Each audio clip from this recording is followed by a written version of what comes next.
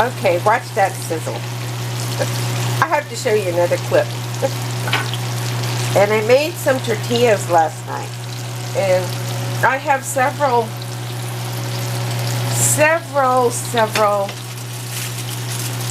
videos on tortillas. And I made my salsa ranchera. So this is salsa ranchera. If you want to add some cactus too, you can. Make a little cactus salad. So I made some tortillas. These are my tortillas. Yeah. And these are the ones that are already cooked. And these are the ones that are cooking. Yeah. I am making some.